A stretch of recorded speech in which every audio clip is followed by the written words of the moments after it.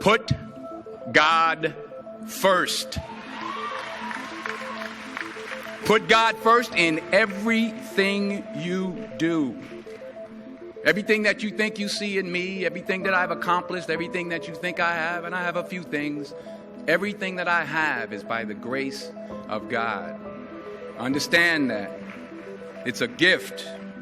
40 years ago, March 27th, 1975, it was 40 years ago, just this past March, I was flunking out of college. I had a 1.7 grade point average. I hope none of you can relate. I had a 1.7 grade point average. I was sitting in my mother's beauty shop. They still call it beauty shops now? What they call it now? Yeah, I was sitting in the beauty parlor. I was sitting in my mother's beauty parlor, and I'm looking in the mirror, and I see behind me this woman under the dryer. And every time she looked up, every time I looked up, she was looking at me, just looking me in the eye. And I didn't know who she was, and I said, she said, somebody give me a pen, give me a pencil. I have a prophecy.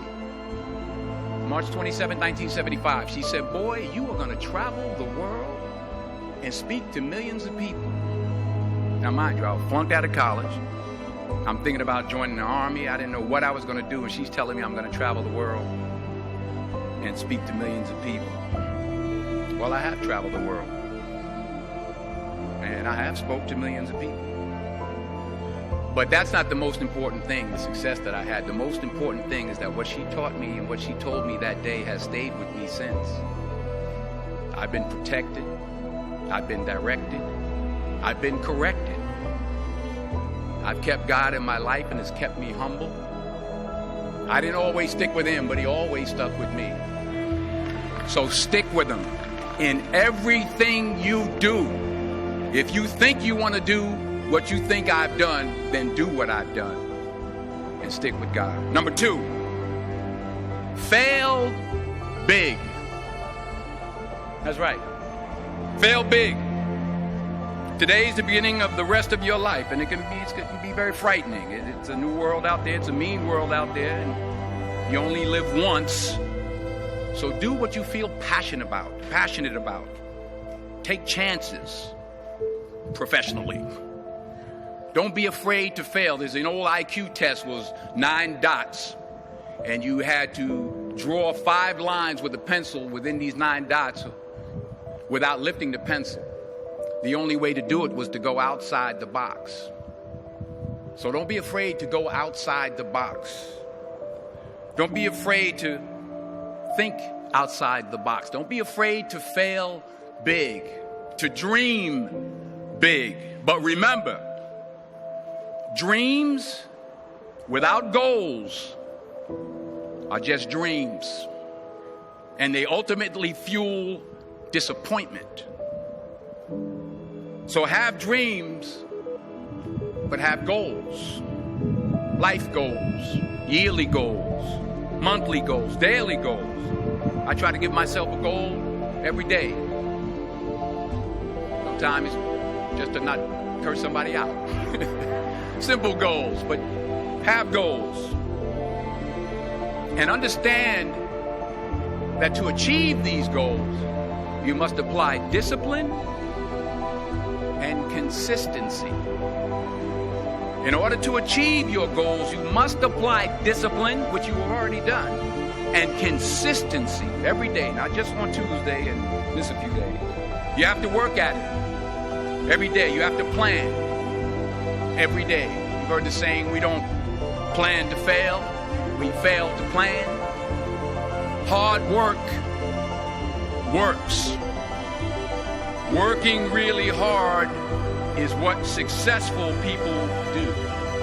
And in this text, tweet, twerk world that you've grown up in, remember, just because you're doing a lot more doesn't mean you're getting a lot more done. Remember that. Just because you're doing a lot more doesn't mean you're getting a lot more done. Don't confuse movement with progress. My mother told me, she said, yeah, because you can run in place all the time and never get anywhere. So continue to strive, continue to have goals, continue to progress. Number 3, you'll never see a U-Haul behind a hearse.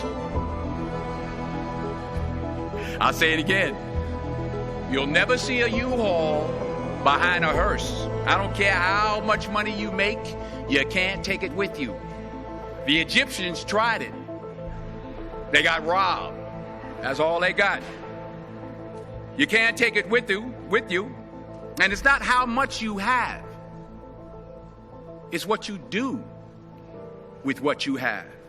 We all have different talents. Some of you will be doctors, some lawyers, some scientists, some educators, some nurses, some teachers. Yeah, okay. Some preachers. The most selfish thing you can do in this world is help someone else. Why is it selfish? Because the gratification, the goodness that comes to you, the good feeling that I get from helping others, nothing's better than that. Well, one or two things, but nothing's better than that. Not jewelry, not big house I have, not the cars, but it's the joy. That's where the joy is, in helping others. That's where the success is, in helping others. Finally, I pray that you put your slippers way under the bed tonight, so that when you wake up in the morning, you have to get on your knees to reach them. And while you're down there, say thank you for grace. Thank you for mercy. Thank you for understanding. Thank you for wisdom. Thank you for parents. Thank you for love. Thank you for kindness. Thank you for humility. Thank you for peace. Thank you for prosperity.